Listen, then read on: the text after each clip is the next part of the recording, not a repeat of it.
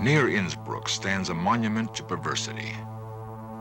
Castle Ambras, occupied during the 16th century by Archduke Ferdinand, harbors one of the most terrifying portrait galleries in the civilized world.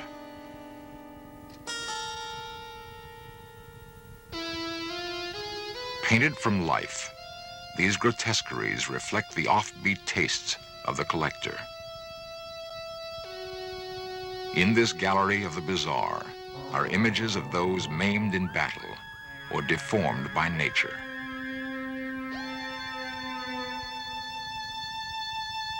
One portrait seems curiously out of place.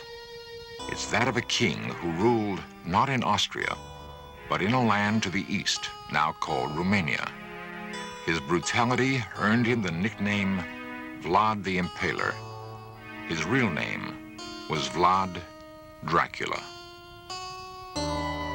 Centuries later, Dracula's name and the land he lived in would be used to create a character so unredeemed by human qualities that we still recoil in fascination at his fiendish exploits.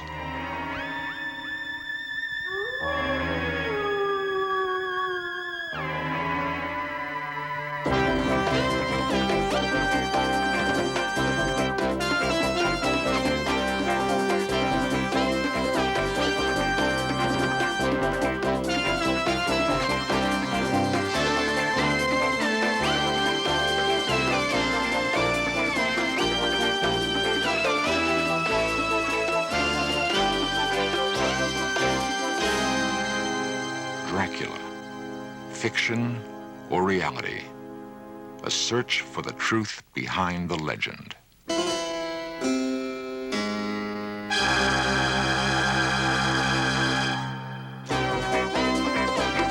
This series presents information based in part on theory and conjecture.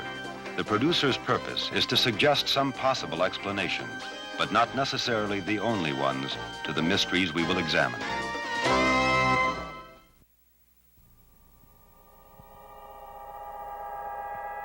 Horror has a special fascination for many, and filmmakers have done their best to exploit that fascination. Audiences have come to know Dracula well. They've seen him portrayed on the screen for more than 50 years. There's the black cape, the jutting canine teeth, the demonic eyes and nocturnal lust for blood.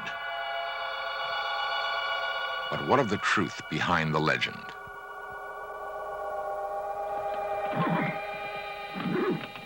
Romania is a land rich in romantic folklore and legends. The tale of the evil Count Dracula is not one of them. The rugged mountains and hidden valleys breed their own mythology. Called Romania's Olympus, Mount Ceflau rises nearly 6,000 feet in the Carpathian Mountains. In pre-Christian times, it was believed to be the home of the gods. Each year, even now, on the first Sunday of August, a pagan ritual is reenacted. Thousands gather by torchlight on Ceflau's shadowy summit to celebrate friendship and love and the renewal of life. During the rest of the year, Ceflau yields its mysteries to few men.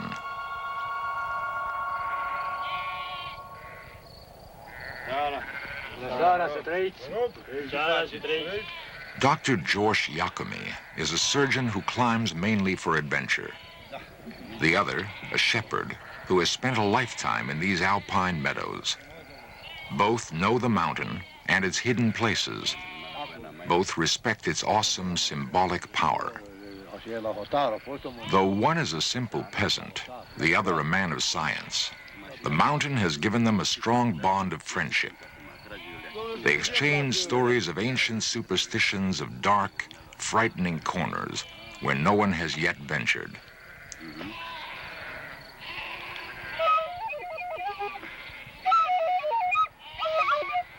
The music seems to recall a distant time in these mountains when ghosts inhabited Ceflau.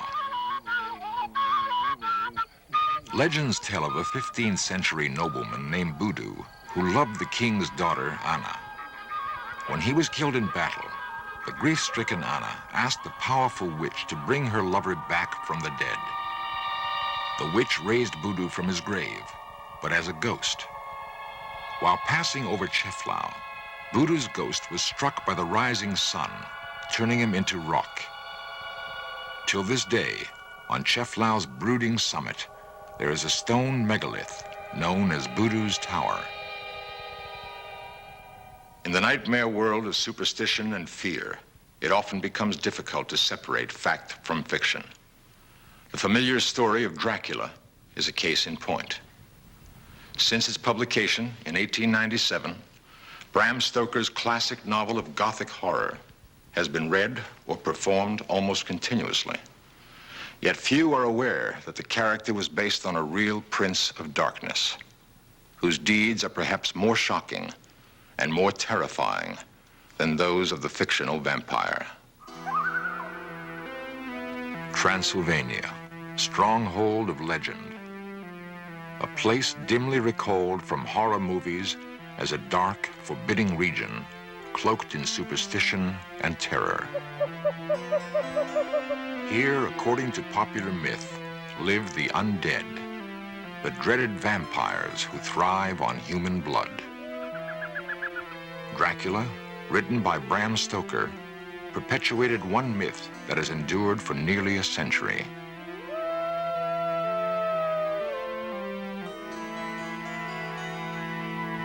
Along Transylvania's southern perimeter stands Castle Braun. In appearance, it corresponds to the castle described in the novel as the home of the bloodthirsty Count. Haunted by his own childhood visions of threatening forests and spooky castles, Bram Stoker created an eerie world that became more than just a horrifying journey into the supernatural. It was also a parable of Victorian repression. Locked inside Castle Dracula's dark walls were hidden passions and secret longings, which erupted into violence and terror.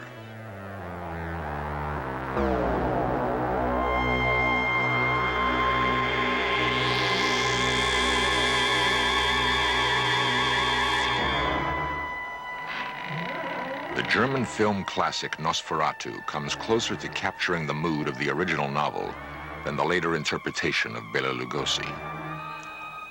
In the book, the hero Jonathan Harker describes his first encounter with Dracula.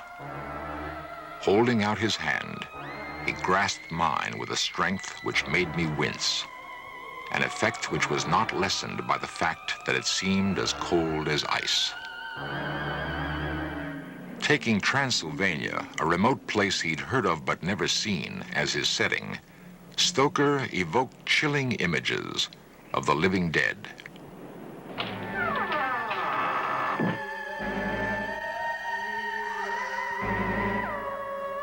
Under the shroud of darkness, the fiendish apparition risen from its coffin begins to stalk its human prey.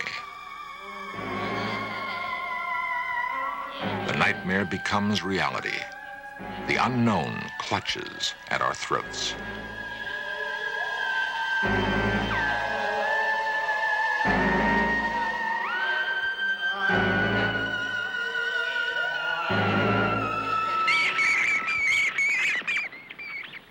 The shrieking of the vampire bat evokes the horror of Dracula.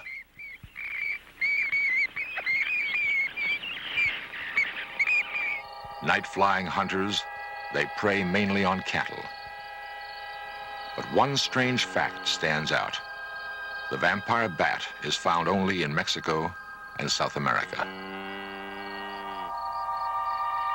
Modern Romanians stubbornly deny the existence of vampire legends in Transylvanian peasant lore. To them, Dracula is the name of a 15th century tyrant whose story, too, was written in blood. Nicolae Paduraru is an official of the Ministry of Tourism. His search for the historical truths behind the Dracula legends brings him repeatedly to a small island on Lake Snagov, near the capital city of Bucharest.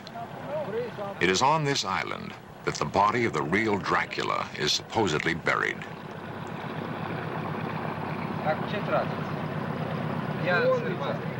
Nikolai knows the island's history and its few inhabitants intimately. A product of Romania's socialist present, he is fascinated by his nation's turbulent past.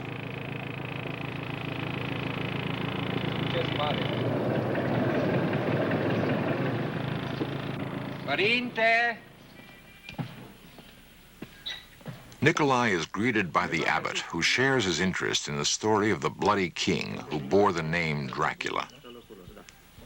For the two men, the old church has become more than a religious shrine and national monument. Its ancient doors are the gateway to a mystery that for centuries has baffled scholars and historians.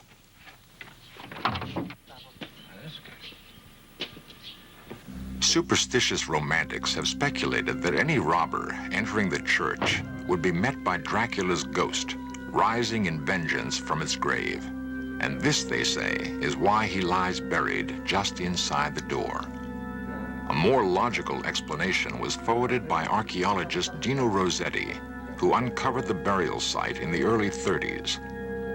The decapitated body was placed in an unmarked grave to prevent vandalism. Saints and kings have begun to fade silently from Snagov's walls. The monastery enjoyed the protection of Vlad Dracula during the 15th century. But when one of the priests dared challenge the king's decisions, he was put to death, slowly and painfully. The torturous method of execution favored by the king was so barbarous, his own countrymen branded him Vlad the Impaler. In Romanian, Vlad Țepeș.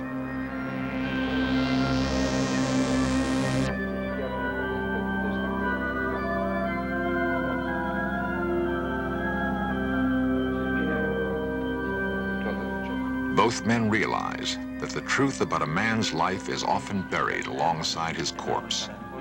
That the infamous monarch whose name symbolizes evil incarnate might himself have been the victim of propaganda spread by his enemies throughout Europe. Seeking the truth can become an exciting adventure, and so a search begins. It will unravel some of the mysteries which surround the life of a king they called Dracula, son of the devil.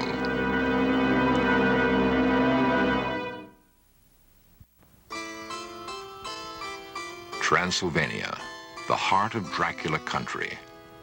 Transylvania spreads across northwestern Romania in an unbroken chain of fertile hills and sunlit valleys. Here, the princes of Wallachia sought refuge from fierce Muslim warriors who burned their villages, raped their land, and punished captives by mercilessly driving stakes through their bodies.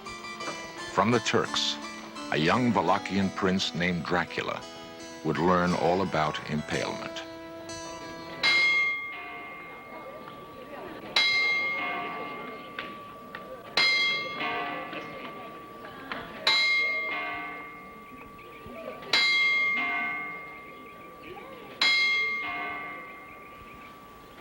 Like an image from an old fairy tale, the town of Sighișoara slumbers peacefully along the gentle slopes of the Transylvanian highlands. Unchanged since the Middle Ages, Sighișoara was once a bastion of Germanic military might and commercial enterprise. In this house, in 1431, a son was born to the fearsome Prince Vlad Dracul, the dragon. The boy was called Dracula, son of the dragon. A coin bearing the family emblem is one of the few remaining artifacts from Dracula's reign. The symbol of the dragon reinforced Vlad's image as a fearless Christian crusader. As his notoriety grew, the name Dracula took on new meaning. Dragon would be increasingly interpreted as devil. Vlad belonged to an age of brutality. The Renaissance, which saw the rebirth of art and learning, also bred new tyrannies, unspeakable torture, and oppression. To understand Vlad's cruelty, we must also understand his world. The nunnery at Sucevița was originally a fortified monastery, protected by walls 20 feet high and 10 feet thick. The traditional woodblock, summoning nuns and monks to prayer, may at one time have also been a summons to battle.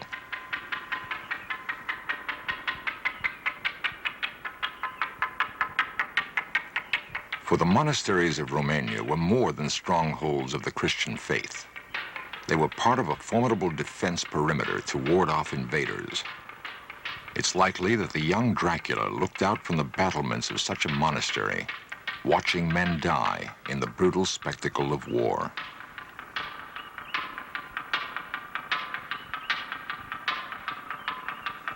Steeped in the teachings of the Eastern Orthodox Church, Vlad Dracula surely must have developed strong, simple notions of good and evil, of reward and retribution. The ladder of virtues, the work of an unknown artist, shows that in the climb toward heaven, few are virtuous enough to reach it.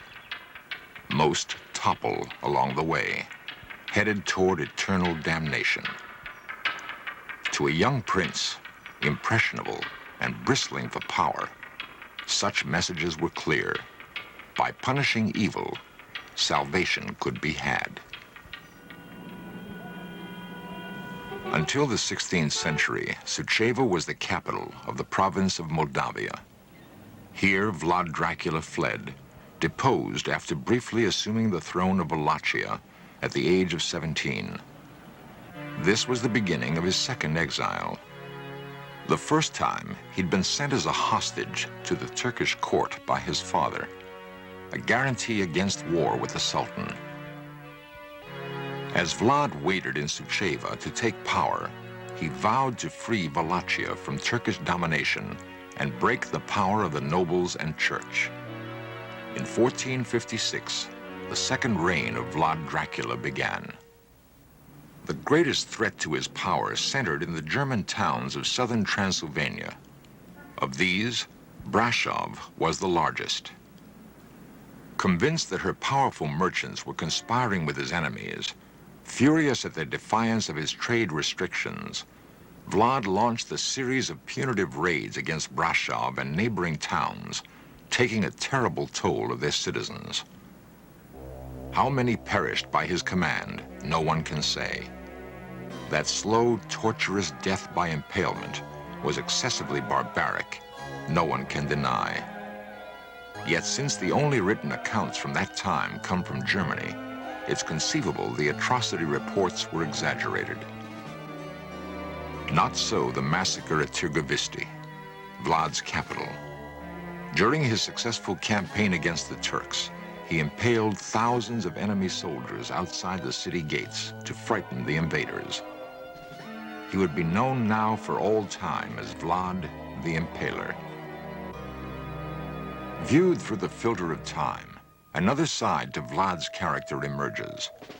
His bold strategies won the admiration of his Turkish opponents, who also regarded him as just and honest.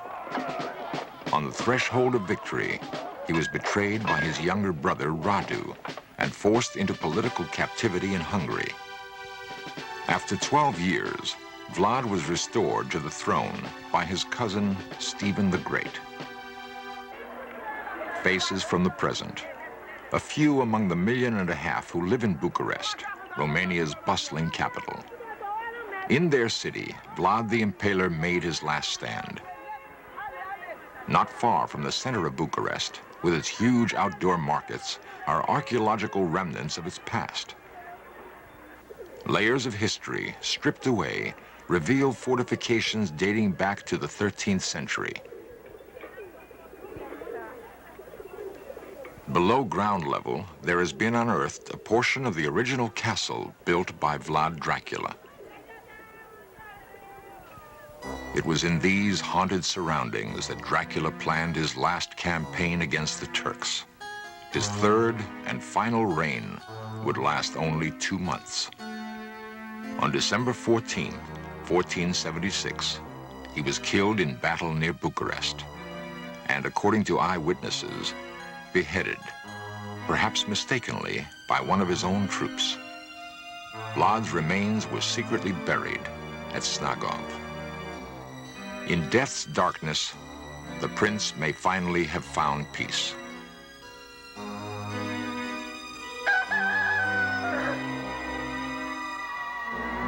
If some light has been shed on the truth during this search for Dracula, it doesn't mean that belief in vampires will be dispelled.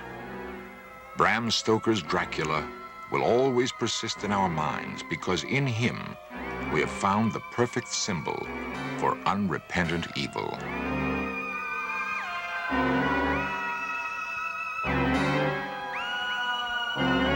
In Nosferatu, Dracula is destroyed by the daylight, dissolving in a puff of smoke. But many would prefer to feel he can still be found, lurking somewhere in the mist-shrouded mountains of Transylvania.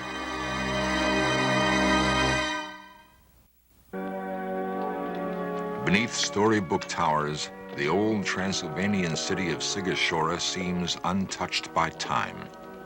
Her people still bear traces of their medieval ancestry, clinging tenaciously to old traditions and religious faith.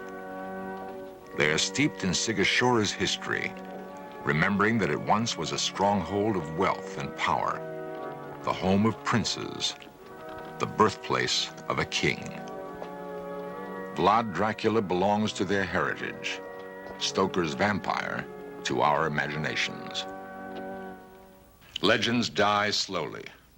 The myth of the human being who takes the form of a bat and drinks blood will survive because people choose to believe. Vampires, like werewolves and monsters, serve a purpose. They are representations of our hidden fears.